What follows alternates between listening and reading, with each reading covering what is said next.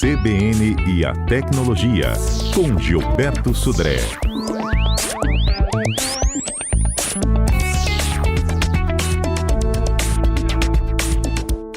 Ei, Gilberto, bom dia. Bom dia, Fernanda. Bom dia, ouvintes da CBN. Gilberto, a gente está com enquete no ar sobre celular roubado. Até mesmo antes da gente falar das dicas, né, do não comprar celular roubado, a gente está perguntando se você já foi vítima, né, de uma tentativa dessas, de te levarem o equipamento. E temos muitos aqui participando. Vou dar uma nova geral aqui nas nossas parciais. Vamos falando aqui com o Adalberto, como é que está a situação do Instagram? Olha, Fernanda, bom dia. Estamos perguntando para os nossos ouvintes aí. Você já teve o celular roubado? Na primeira parcial que nós temos aqui, 80% dizem que não. E aí os 20% dizem que sim, que já tiveram. Vamos acompanhar ao longo do quadro aí se esse placar vai mudar, Fernanda. No Twitter. Pois é, Fernanda. No Twitter nós já temos aqui a participação dos nossos ouvintes. Meio dividido ainda, tá, Fernanda? 50%, 66% diz que não, que ainda não tiveram celular roubado, a gente espera que não tenha, e outros 33% dizendo que foram roubados uma vez. Também uma opção se você já foi roubado mais de uma vez. Podem votar, viu, gente? Gilberto, já teve celular roubado?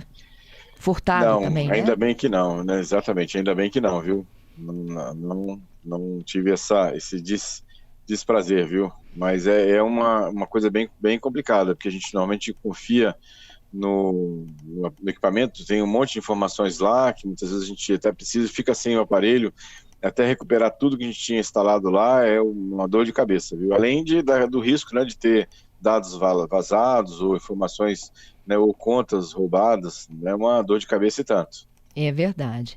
E quando a gente compra algo que a gente não imagina a procedência roubada, hein? Então, Fernanda, essa é uma questão interessante.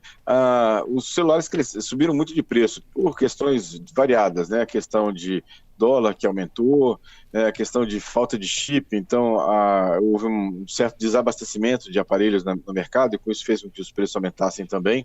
Então, ou seja, isso tudo fez com que algumas pessoas dessem preferência a aparelhos usados, né, para isso. E aí a pergunta que fica é, quando eu estou vendo um aparelho usado, será que ele é roubado? Será que ele tem algum tipo de bloqueio ou algum tipo de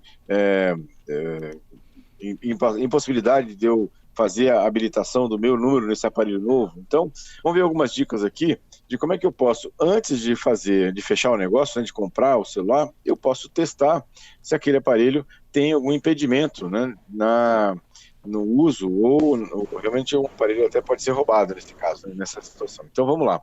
Bom, a primeira questão que a gente tem que ter nesse item é verificar e obter o e-mail. O e-mail é um número gravado dentro do aparelho, é um número gravado lá na placa-mãe do aparelho, que identifica o hardware, ou seja, identifica o aparelho. É como se fosse o número do chassi de um carro, por exemplo, né, ou de uma moto, né?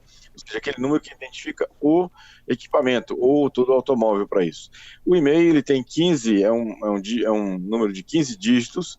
E como é que eu consigo acessar o e-mail? Vou lá naquela tela, como se fosse discar um número de telefone, digito asterisco, jogo da velha, 06, jogo da velha. Isso também está na caixa do aparelho, e naqueles aparelhos que eu consigo tirar a bateria, também está armazenado na parte de trás da etiqueta, atrás da bateria também tem esse número. É importante que eu tenha esse número guardado em casa, anotado num outro papel, ou num outro aparelho, ou no computador, porque caso tenha inclusive algum tipo de roubo, né, ou sofrer algum tipo de roubo, ou assalto mesmo de um aparelho, eu consiga bloquear esse e-mail, né, através do BO ou indo lá na operadora para isso. Mas ok, eu obtive lá o e-mail, é importante lembrar que se meu aparelho tem 2 chips, ele vai, na hora que eu fizer esse procedimento, vão aparecer 2 números, um para cada slot onde eu coloco o SIM card, então 2 e-mails. Vou anotar esses 2 números, né? Vou anotar, e aí eu posso fazer uma consulta sobre esse e-mail, né? Se ele foi roubado e a pessoa, né, que teve o seu aparelho furtado fez o registro e denunciou que esse e-mail desse aparelho foi realmente furtado. Então eu tenho o primeiro site, chama-se consultaaparelhoimpedido.com.br, consultaaparelhoimpedido.com.br.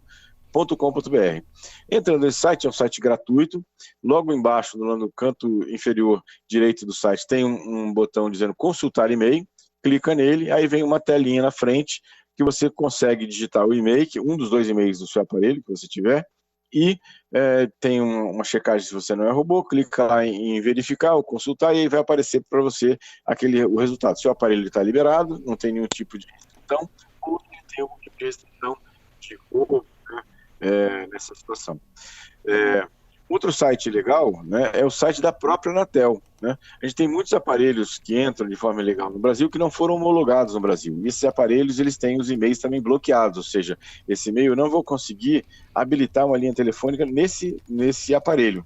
E como é que eu consulto isso também de forma gratuita? No próprio site da Anatel. Então, vou lá no site da Anatel, www.gov.br/pt-br/assuntos/celular-legal. Então, www.gov.br/pt-br/assuntos/celular-legal. Esse é um site, como eu falei, um site gratuito.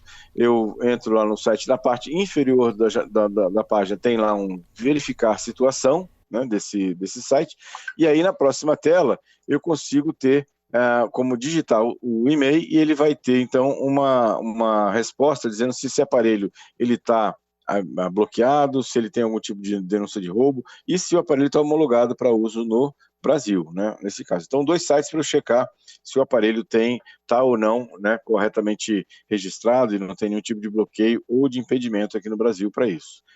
Por último, quando eu vou comprar um aparelho, eu posso também checar se ele não foi um aparelho que foi clonado ou foi um aparelho que teve o e-mail alterado, porque alguns criminosos, quando roubam, né, ou assaltam um aparelho desse, eles conseguem até, em algumas situações específicas, trocar o e-mail.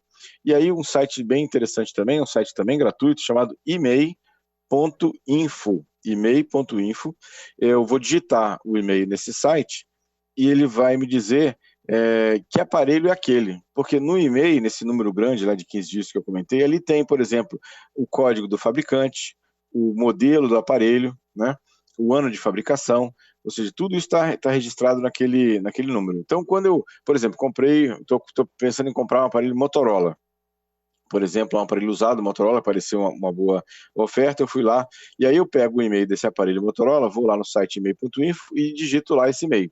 Se esse e-mail está relacionado, por exemplo, a um aparelho Samsung, tem alguma coisa errada, porque o aparelho é um Motorola e tem um e-mail de um aparelho Samsung, alguma coisa está estranha nesse aparelho também. Então, 3 sites aí para a gente poder consultar, né, antes da compra, né, do celular, para saber exatamente se o aparelho é um aparelho legal, né, que pode ser utilizado e é homologado no Brasil ou não.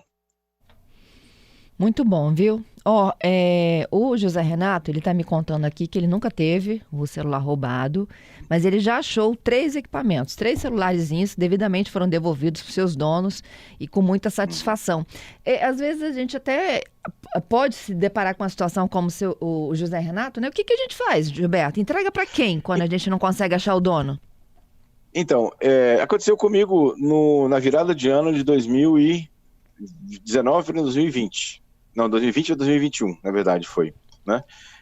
No dia seguinte, a virada do ano, no dia 1º de janeiro, eu fui à praia, né? E ao entrar no mar, eu me deparei com um telefone iPhone, né, dentro d'água, né, lá, né? Peguei o telefone estava ligado, tinha bateria ainda, né? E eu lavei, né, o aparelho, ele é a prova d'água, os iPhones mais novos todos são, né? Ele estava bem no rasinho, né, na arrebentação.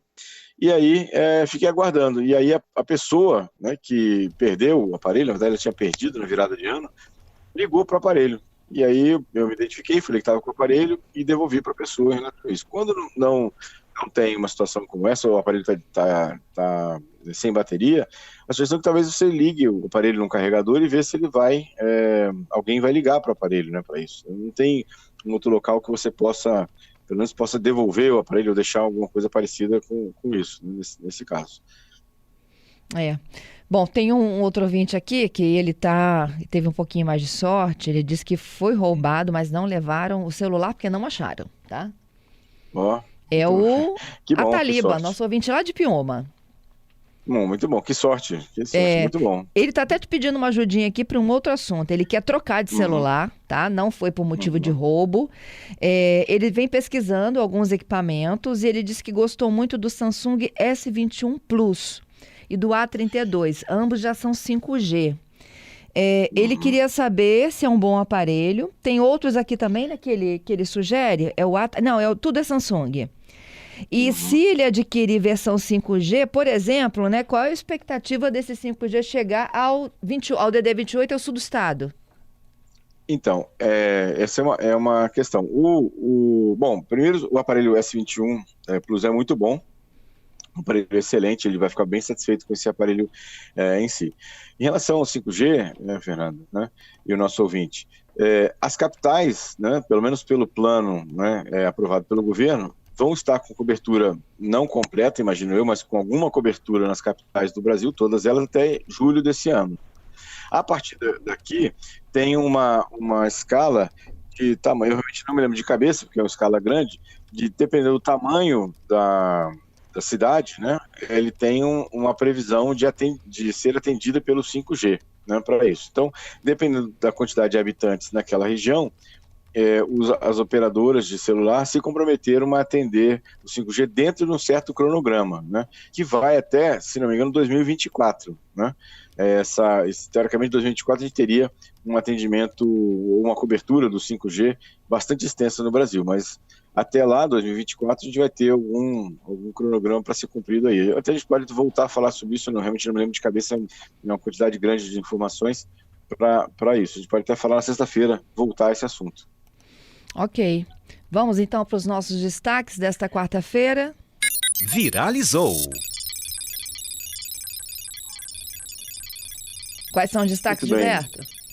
Muito bem, Fernando. Bom, o assunto da semana, vamos chamar assim, pelo menos do final de semana, melhor dizendo, né, foi o Telegram, que foi bloqueado, né, e depois foi liberado, né? Ou seja, depois de muitas tentativas, tentativas de contato da Justiça, do TSE com o Telegram, que foi completamente ignoradas, todos esses contatos, o ministro Alexandre de Moraes, da STF, determinou que o Telegram fosse bloqueado em todo o Brasil, né? Essa ordem foi encaminhada para os provedores. Alguns provedores começaram, inclusive, a anunciar para os seus usuários que o Telegram seria bloqueado. Alguns deles falaram que iam ser bloqueados a partir de segunda-feira.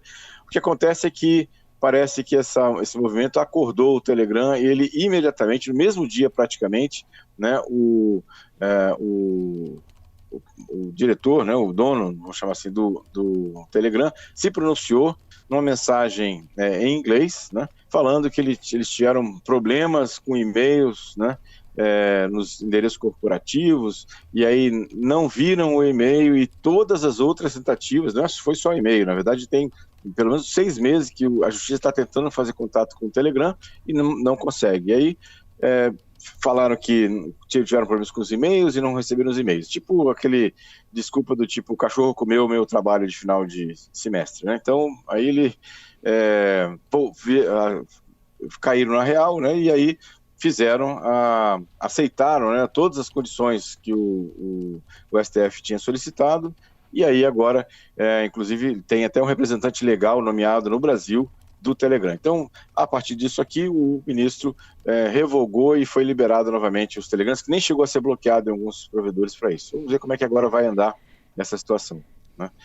O Android 13, outra notícia que me chamou a atenção também, que está para sair, né, agora, o Android 13, tem uma função interessante que vai dedurar aplicativos que estão usando muita bateria. Então, se você tem um problema de consumo elevado de bateria, de uma autonomia, né, reduzida do seu celular, que o Android 13 vai avisar a você que aquele aplicativo especificamente está consumindo muita bateria e talvez esse seja o problema da autonomia baixa do seu celular. E, por último, a gente até falou sobre isso aqui, sobre essa situação, e agora vários usuários do aplicativo WhatsApp GB, que é um aplicativo alternativo ao aplicativo oficial do WhatsApp, né, começaram a ser banidos do WhatsApp. A gente tinha comentado aqui já que usar aplicativos que não são os aplicativos oficiais do WhatsApp, você corre 2 riscos. O primeiro risco é ter seu celular invadido, porque esses aplicativos alternativos, muitos deles têm né, vírus ou malwares embutidos dentro deles. Então, tem que tomar muito cuidado em relação a isso. E também, eu tinha comentado que o segundo risco é, se o WhatsApp descobre ou suspeita que você está usando um aplicativo que não é um aplicativo oficial, ele tem o direito de banir a sua conta do WhatsApp, né, temporariamente ou definitivamente. Então, muitos usuários desse aplicativo WhatsApp GB, eles foram às redes sociais reclamando que o WhatsApp, né, tinham banido as suas contas, eles estavam sem acesso ao WhatsApp. Então, cuidado com essa situação também do uso de aplicativos alternativos que não o oficial do WhatsApp. Tá certo. Te agradeço, Gilberto, pela sua participação, hein? Tá bom. Obrigado, Fernando. Obrigado aos ouvintes pelas participações. Sexta-feira estamos de volta com mais tecnologia.